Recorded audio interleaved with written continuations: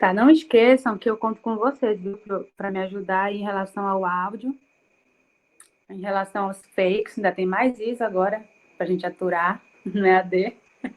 Não sendo suficiente, ainda tem os fakes. Enfim, bora lá.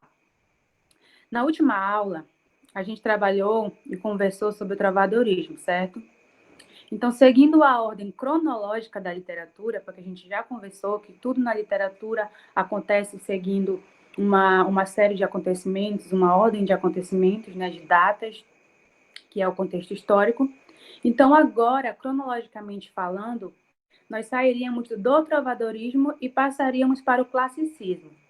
Porém, a gente já conversou também na aula passada que aqui na literatura nada acontece de uma hora para outra. Não existe uma ruptura total, uma ruptura imediata.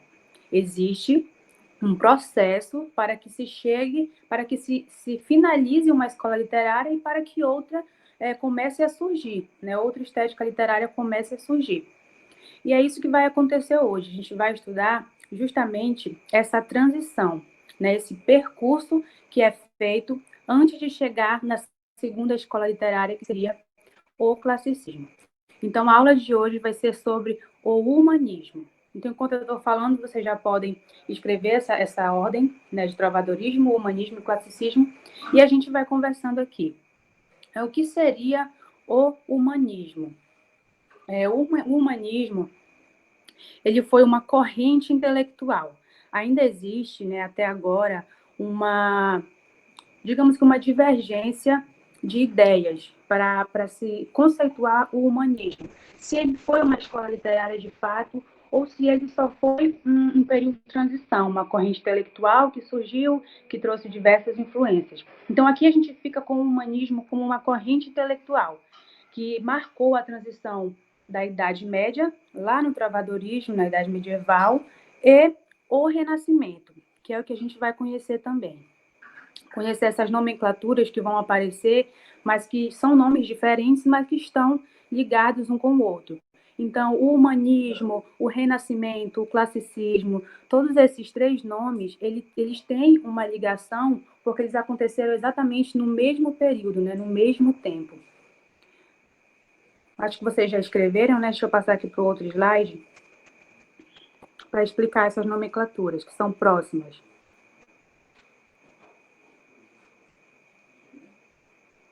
Tá. Aqui a gente tem o humanismo, aula de hoje. A gente tem também o renascimento e o classicismo, que são termos que a gente vai escutar no decorrer da aula. O humanismo, que foi a corrente intelectual, ela surgiu no período do Renascimento. Mas o que foi o Renascimento? Por que o humanismo surgiu nesse mesmo período? Né? O Renascimento ele foi um movimento que surgiu na Idade Moderna. Passamos da Idade Média, estamos agora na Idade Moderna, em que aconteceu o humanismo, que surgiu no período do Renascimento. E nesse momento, o sistema feudal, que antes era o que estava vigente, né, na Idade Média, ele já não funcionava mais. Então, as pessoas elas não queriam mais permanecer nos feudos, né, naqueles pequenos pedaços de terra, e elas decidiram se reinventar. E essa forma de se reinventar surgiu aqui no Renascimento, porque o próprio nome ele já sugere, né, o renascimento. O Renascimento ele foi um resgate da cultura da antiguidade, lá da Grécia Antiga, da Antiguidade Clássica, né? E por isso que é um renascimento. A gente passou pela Idade Média, que foi um trovadorismo, porém, antes do trovadorismo, existia a Antiguidade Clássica. E lá na Antiguidade Clássica, a gente tinha exatamente esses valores que o humanismo vem resgatar, vem fazer renascer, que é sobre a ideia do homem como centro de tudo, suas atitudes, suas ideias, seu pensamento. Então, por isso que é um renascimento, é um resgate das culturas que já existiam anteriormente, lá na Antiguidade Clássica, né, lá na Roma, na Grécia, e por isso que é renascimento, por isso que o humanismo surgiu nesse mesmo período, e foi como se ele se pegasse com o Renascimento, o humanismo se uniu, se juntou ao Renascimento e aproveitou essa corrente de pensamento, né, para surgir, para fazer as suas produções pautadas nisso. Então, foi como se existisse ali uma união do humanismo com o Renascimento, que foi o resgate, o renascer da cultura da antiguidade clássica, que já pegava esses valores, que já pregava essas ideias do humanismo. E a gente tem aqui o classicismo, que também surge nesse mesmo período. E por que eles estão intimamente ligados? Eu acabei de falar que o Renascimento ele surgiu como uma forma de resgatar, né, os ideais da antiguidade clássica. Então, por isso, se ele seguia os ideais da antiguidade clássica, por isso que o nome é classicismo, devido a esse também e várias outras formas de pensamento. Então, a ligação entre esses três termos é exatamente essa. O humanismo, que vai surgir no período do Renascimento, que resgata ideias da cultura que já existia lá na antiguidade clássica, e por isso dar início ao classicismo. Então, são termos que estão intimamente ligados, certo? Avisem aí, por favor, se já escreveram, para a gente continuar.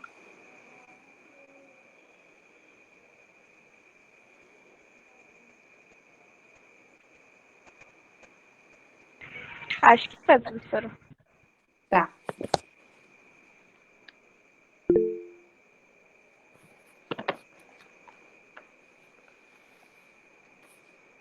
Vamos aqui para o próximo slide.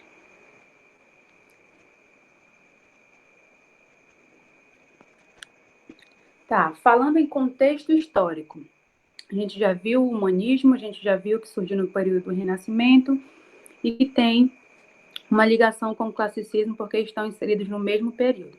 Até aí, ok.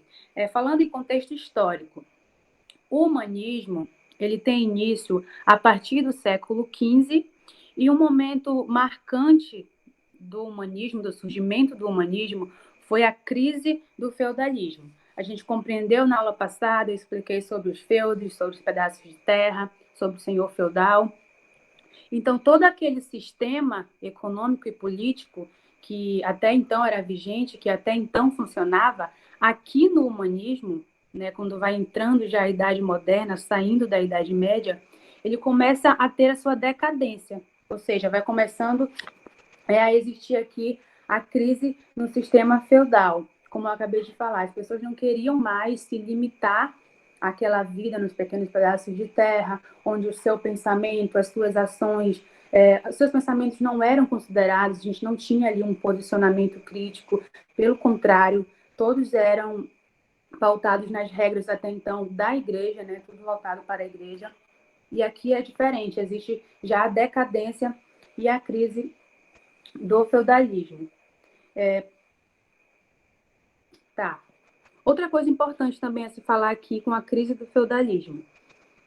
A gente entendeu que a partir do momento que as pessoas quiseram sair dos feudos, da limitação que a Idade Média trazia para elas, não significa dizer que aqui no humanismo vai existir uma ruptura total, uma ruptura em que você não vai conseguir mais encontrar vestígios que não vão citar, por exemplo, Deus aqui no humanismo, já que se rompeu essa ideia de fazer as coisas pautada na igreja, na religião, vai haver uma ruptura total. Não é assim, né? O que acontece é que o foco aqui no humanismo não vai ser mais os ideais da igreja, não vai ser mais o que a igreja acha, o que a igreja condena, ou o que ela dita que é certo e errado, e sim a vontade do homem, os seus desejos, os seus anseios, a sua curiosidade. Então, eles não aceitam mais que tudo, por exemplo, a natureza, tudo que foi criado, os animais, seja justificado pela fé. Foi Deus que criou. Eu não sei como, eu não vi, mas eu acredito porque eu tenho fé. Então foi Deus que criou e está tudo certo. Não, aqui no humanismo, como o próprio nome sugere, né, a gente já tem essa mudança, que é o que está escrito aqui no slide de vocês. A mudança do teocentrismo para o antropocentrismo. Então, se antes era Deus que estava no centro das ações humanas, do pensamento, das atitudes, aqui o homem ganha, enfim, o seu lugar. Então, aqui vai existir uma grande valorização dos pensamentos, não só dos pensamentos, como também das sensações, dos sentimentos do próprio homem. Sem pensar, sem pensar se aquilo vai ou não lhe levar a uma elevação espiritual, se ele vai para o céu ou se ele vai para o inferno. Não. Aqui o que está em jogo e o que está em foco é exatamente isso, a capacidade do homem de se expressar e de descobrir novas coisas. Tanto que a gente vai ver posteriormente o surgimento de alguns conhecimentos que foi o próprio homem que descobriu. E por isso que essa corrente ideológica do humanismo ela só ganhou mais impulso a partir do momento em que o homem conseguiu perceber o poder que ele tinha, o conhecimento que ele poderia ter. Então, consequentemente, aqui na última característica, aqui no quadradinho, a gente tem um impasse desenvolvido entre a fé e a razão. Aqui, o que é importante também a gente ressaltar é que houve também o surgimento da imprensa, né? Então, o conhecimento que até então era monopólio da igreja, que somente a igreja tinha, que repassava as informações, todos os conhecimentos, agora ele já passa a ser difundido, a ser espalhado de outras formas, em outros veículos de comunicação, como, por exemplo, a imprensa, né? Então, existe esse impasse, esse embate desenvolvido entre a fé e a razão, entre a racionalidade. Não é só mais a igreja, agora eu, o homem, já posso me posicionar, já posso opinar sobre a sociedade a qual eu estou inserida. Outras características aqui, contexto histórico, perdão, acarretou no renascimento cultural, a gente acabou de ver lá no início, e na literatura, falando em literatura, o humanismo marcou essa transição do trovadorismo para o classicismo, que é a próxima escola literária. Ok?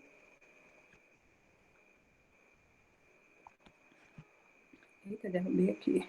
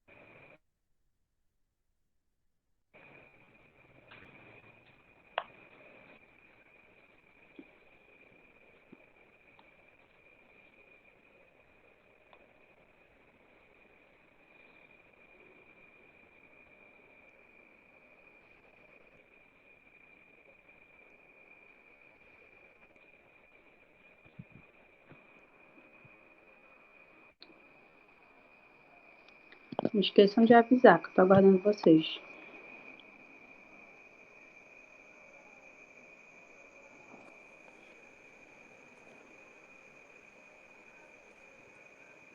Acho que pode ir.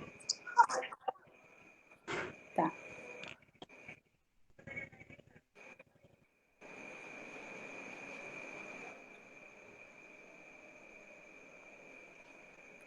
Agora a gente vai entrar aqui, de fato, nas características do humanismo. Né? Nas produções textuais, por exemplo, que é o nosso foco dentro das provas, que tipo de característica, que tipo de ideia humanista eu devo buscar para poder identificar dentro dos textos, dentro das obras? A gente tem aqui como principal característica, por isso que está aqui em primeiro lugar, o antropocentrismo, né? O homem, centrismo, centro. Então, o homem como centro de tudo. Essa foi uma das mais importantes influências que representa, essa influência do antropocentrismo, ela vai representar, digamos que, a queda da igreja, né? Porque ela passou a ser questionada, passou a ser criticada, inclusive pelos seus próprios seguidores. Então, as próprias pessoas que frequentavam a igreja, que colaboravam ali com as ações da igreja, com os pensamentos, com tudo que acontecia ali, essas próprias pessoas se voltaram contra a igreja e começaram a questionar, né? E isso colaborou muito para surgir o antropocentrismo. Então, o pensamento religioso, que até então via Deus como centro de tudo, das preocupações humanas, ele foi dando lugar ao antropocentrismo. Então, agora o homem, aqui, ele vai estar no centro das realizações do universo. Ou seja, são as minhas ideias, é o meu posicionamento, é o meu momento aqui no humanismo, digamos assim, é o meu momento de brilhar, de mostrar o quanto eu sou capaz de apresentar novos conhecimentos e me desvincular do pensamento limitado da igreja, porque a igreja significava limite, né, para essas pessoas. Não permitiam posicionamento diferente, não permitiam ações diferentes que não estivessem pautadas seguindo os preceitos ali da religião. Então, a partir daqui, do antropocentrismo, o homem encontra o seu momento aqui nesse período. Né? Outra característica muito importante, na realidade, essas três primeiras características, o antropocentrismo, a racionalidade e o cientificismo, elas estão intimamente ligadas. Todas elas vão ter relação com o lugar do homem, com o lugar que aqui, agora no humanismo, o homem ocupa. Mas falando em racionalidade, né? A racionalidade ela vai funcionar também como uma consequência do antropocentrismo, né? Do pensamento antropocêntrico. E aqui vai surgir a racionalidade. Então, aqui que é atribuído ao divino, atribuído a Deus, se novamente questionado, eles vão utilizar a razão para questionar. Então, não é mais a minha fé aí que vai me garantir que aqueles ideais, que aqueles pensamentos, que a criação da natureza são seguindo a ordem de Deus, tanto os bons quanto os ruins, mas mesmo se forem ruins, ter consequências ruins, se forem boas, eu vou receber consequências boas. Não é mais assim. Agora eu quero que você me mostre, né? Vamos usar a razão. A fé aqui não tem mais o foco, não tem mais foco na fé. Então vamos utilizar a razão. Como isso aconteceu? Por que aconteceu? De que maneira foi, né? Então, a racionalidade aqui, ela funciona exatamente ligada ao questionamento, o porquê das coisas acontecerem, e não antes simplesmente acreditar pautados ou embasados na própria fé, né? Então, a gente queria ali algo palpável, algo que eu pudesse tocar, algo que eu pudesse ver, me mostre algo real, algo racional. Então, é assim que funciona aqui dentro do humanismo. Outra característica... Oi. Tem gente querendo entrar nessa. Tá, voltar.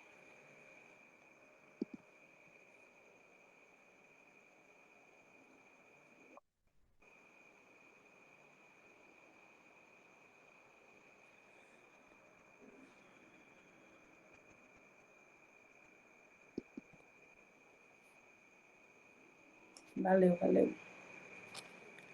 Tá, dando continuidade aqui ao cientificismo. Como eu disse, são três, as primeiras características estão intimamente ligadas uma com a outra. Então, esse afastamento do campo religioso, ele trouxe para o homem exatamente isso, o cientificismo, ou seja, o avanço da ciência. Então, ele queria cada vez mais pesquisar, estudar e conhecer a sua própria capacidade de gerar novos conhecimentos, de gerar novos recursos para aquela sociedade, para aquela nova sociedade, na realidade, né? De certa forma, foi uma nova sociedade que foi sendo criada. Eu escutei um barulhinho, será que foi alguém de novo? Deixa eu ir lá rapidinho. Opa. Foi.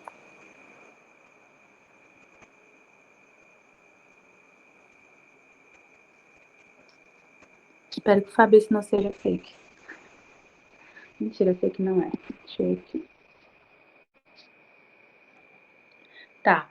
Então, com esse afastamento do campo religioso, a gente surge o cientificismo, que é exatamente isso. É o avanço da ciência, o reconhecimento do homem enquanto produtor de conhecimento. Então, aqui, consequentemente, em algumas áreas, como, por exemplo, a gente tem aqui na matemática, na física, na filosofia. Então, essas são áreas que vão na medicina também, são áreas que vão se sobressair, digamos assim, dentre tantos outros conhecimentos, essas são as áreas que vão sobressair devido à intensa curiosidade que o homem aqui no período humanista tem em desbravar todas as possibilidades de conhecimento que ele tiver alcance. Então, é aqui nesse momento, unido à racionalidade, unido ao antropocentrismo, que ele vai utilizar tudo isso a favor para possibilitar para a sociedade o reconhecimento. Por isso que a gente tem aqui o otimismo. No momento em que o homem começa a pesquisar, no momento em que ele percebe que o resultado das pesquisas deles estão sendo corretos, estão sendo coerentes, que ele está conseguindo avançar na medicina, que ele está conseguindo novos recursos para a ciência, a gente tem aqui o otimismo, que é exatamente isso. É quando ele viu, quando o homem percebeu que foi uma atitude certa.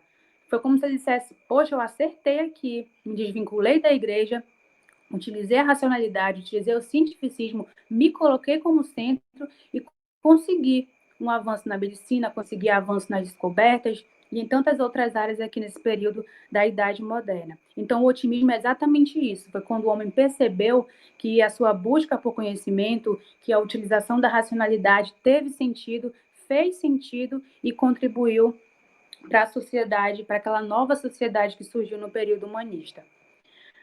Aí a gente tem aqui o hedonismo. E o que é o hedonismo? Como aqui no humanismo o homem está se colocando em primeiro lugar, então isso vai incluir também as sensações e as vontades que esse homem tem. Então aqui no hedonismo, perdão,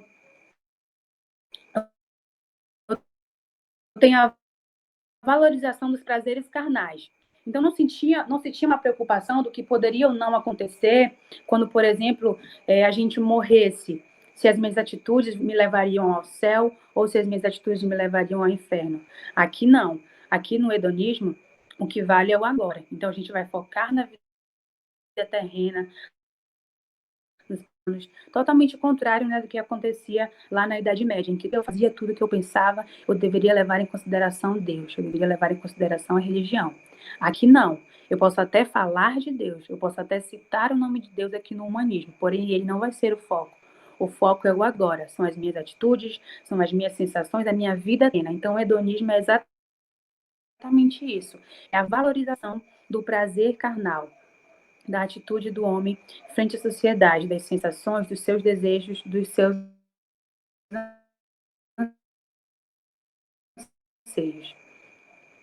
Modelo clássico, né, uma outra característica aqui do humanismo. No modelo clássico, como eu já falei, já sabe, mais uma pessoa entrou.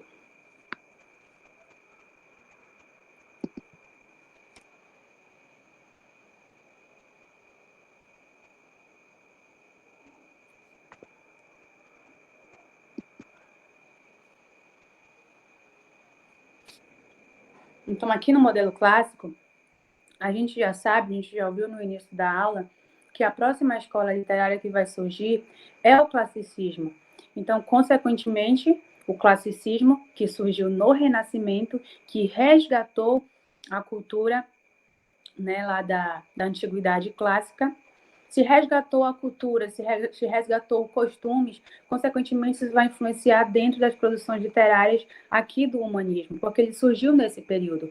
Então, o modelo clássico, aqui no modelo clássico, vai acontecer como uma retomada mesmo, assim como no classicismo também. Vai ser uma retomada da cultura clássica, da antiguidade, como se fosse um resgate, como se fosse uma valorização de ideais que já existiam anteriormente e que aqui no humanismo vão ser reforçados, né, e vão ser fortemente utilizados.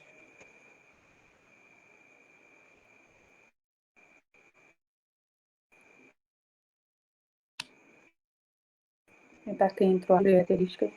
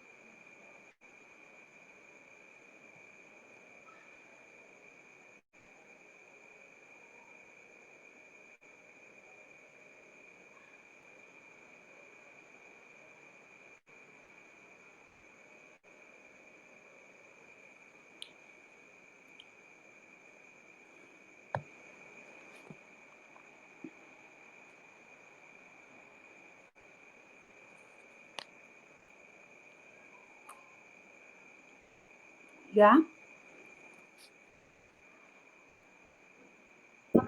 Já, eu já. Tá, bora lá para a próxima.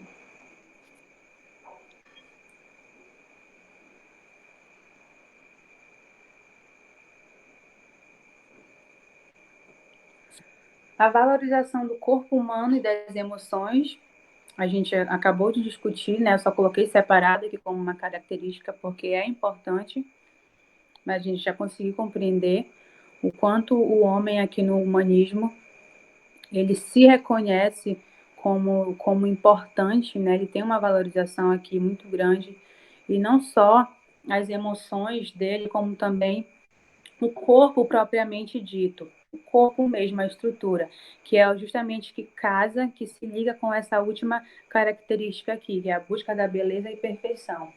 Como a gente já viu, o humanismo ele vai se inspirar nos modelos clássicos, né? Então, nesse período, nos modelos clássicos da antiguidade clássica, eles buscavam a perfeição tanto das formas humanas, né, tanto do corpo humano, através do equilíbrio dessas formas, tudo equilibrado, tudo bonitinho ali, tudo lindo, tanto dessa forma, buscando o equilíbrio, como também eles buscavam a beleza perfeita, né? Então, era uma preocupação muito forte na antiguidade clássica a busca da perfeição.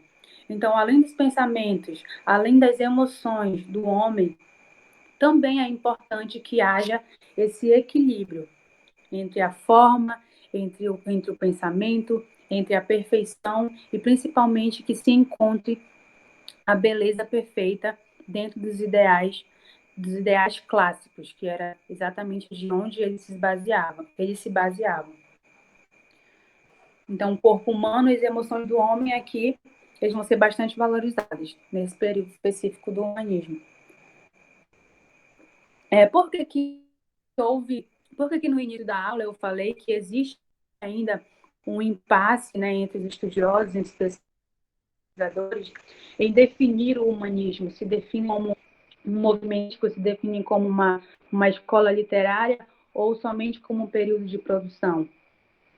Porque há quem diga que o humanismo ele não tem produções próprias, produções literárias próprias desse período humanista, e sim que o classicismo surge, pega as características do humanismo, se baseia na antiguidade clássica e começa a produzir os seus textos e começa a produzir a literatura. Então, por isso que ainda existe esse impasse em definir o humanismo como uma transição, como somente uma transição, ou se ele de fato é uma escola literária. Porém, o que importa para nós aqui no humanismo é compreender e conseguir ver a forte influência que ele vai ter no classicismo. Então, é como se essa aula de humanismo fosse tomar metade do conteúdo que eu iria passar para vocês no classicismo, porque são períodos próximos, que sofrem influência um do outro. O classicismo, por exemplo, não é uma ruptura, como eu acabei de falar. O humanismo surgiu exatamente para isso, para fazer a transição. Então, o humanismo é como se ele fosse se juntar com o classicismo e, consequentemente, a partir dali, produzir diversas formas de arte, diversas formas de produção artística. Consequentemente, escrita também, né? Que a gente vai ver aqui.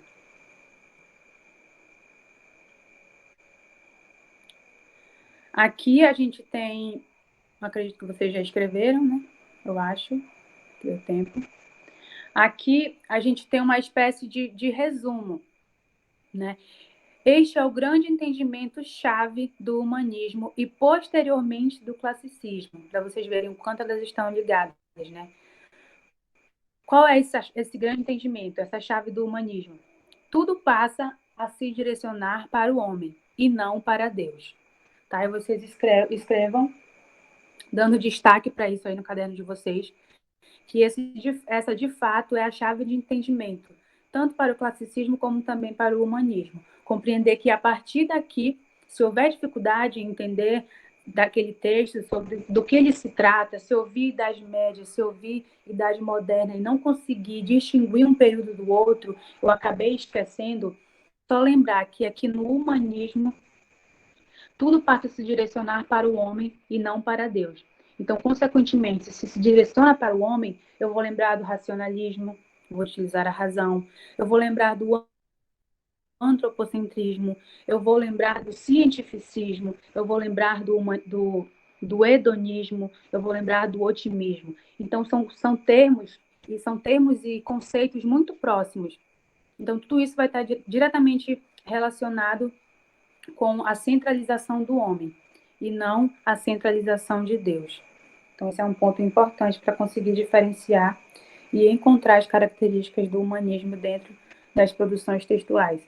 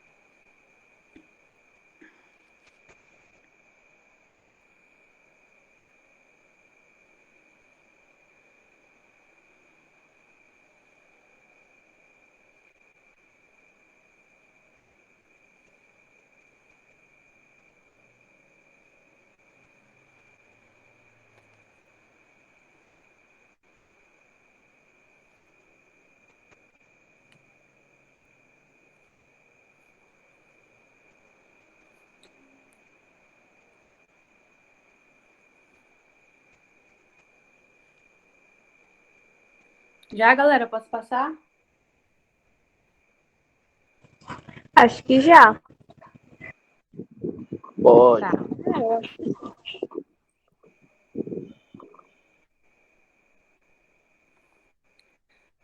Agora falando em produções literárias, né, que é o que também, não o que mais, né, que a gente precisa compreender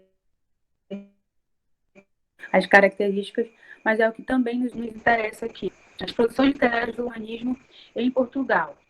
Vamos olhar aqui para o lado direito do slide, aqui, quando fala em gêneros mais explorados. Vamos começar por aqui.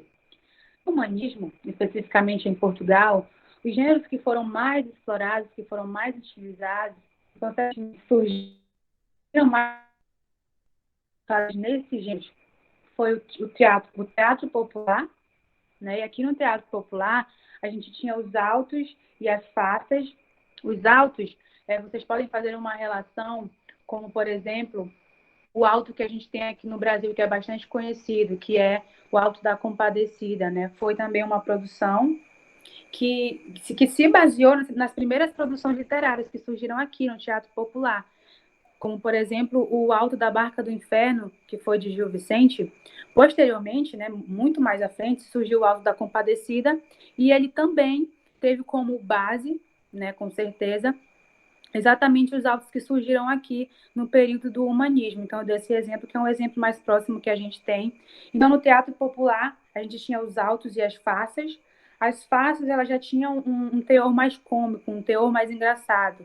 Então, ao mesmo tempo que você poderia criticar algo ou alguém, você também trazia um teor cômico dentro dessa produção, dentro do teatro popular, certo? E a gente tinha também aqui um dos gêneros mais explorados foi a poesia palaciana. A poesia palaciana, como o próprio nome já sugere, né, eram produzidas nos palácios, né? E eram destinadas aos nobres. Então, contava-se o cotidiano, a rotina ou histórias que surgiam lá dentro desse ambiente palaciano. Então, tinha o intuito de entreter mesmo os membros da corte. Eram produções que faziam parte do contexto deles, então, consequentemente, servia ali como entretenimento, a poesia palaciana. E a gente tem também a crônica história, que também foi um gênero muito explorado aqui no humanismo, e a crônica histórica nada mais é do que uma narração, né? Vai narrar fatos e eventos reais, ou seja, coisas que realmente aconteciam e faziam parte da realidade da sociedade da Idade Moderna do humanismo. Beleza? A gente tem aqui como exemplo as crônicas de Fernão Lopes. Ele produzia tanto crônicas como também poesia palaciana. Esse é um autor muito importante, a gente vai ver ali no próximo slide. E aqui, especificamente falando em poesia palaciana, a produção literária aqui nesse período ela ganhou duas autonomias. Quais são essas duas autonomias? A primeira foi um marco muito importante aqui no humanismo, que foi o momento em que a poesia separou-se da música.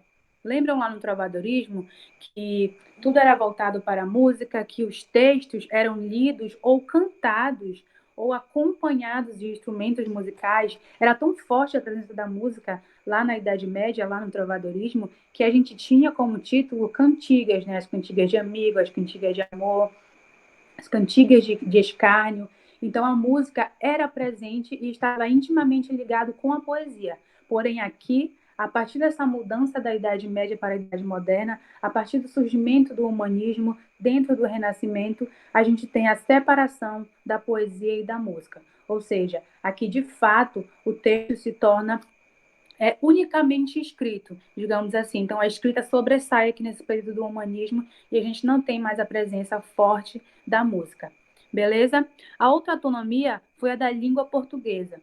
Lembram dos exemplos que eu trouxe na aula anterior, né? De cantigas de escárnio, cantigas de maldizer. Então, ali a gente percebia uma linguagem diferente, né? Que era a linguagem que eles utilizavam do galaico português. Porém, aqui, a língua portuguesa, de fato, ela vai tomando o seu lugar, né, e se fixando dentro das produções. Então, aqui a gente já vai encontrar textos mais elaborados, consequentemente, né, a linguagem já vai ser mais familiar. Então, aqui o texto já serão mais elaborados e a mulher mais próxima.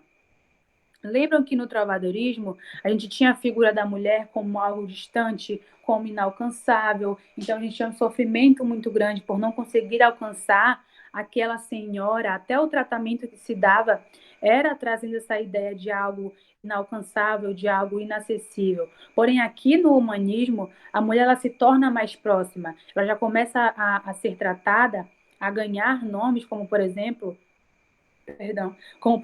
meu bem, meu amor. Então, são, de certa forma, termos mais próximos, termos que aproximam e que fazem com que a gente consiga interpretar dentro de um texto a presença da mulher como uma possibilidade e não como algo inacessível, como a gente via lá no trovadorismo. Então, aqui, a presença da mulher, ela se mostra mais próxima, né, mais palpável, digamos assim. Beleza? Avisem aí novamente. Vou buscar uma água rapidinho. A gente vai para o último.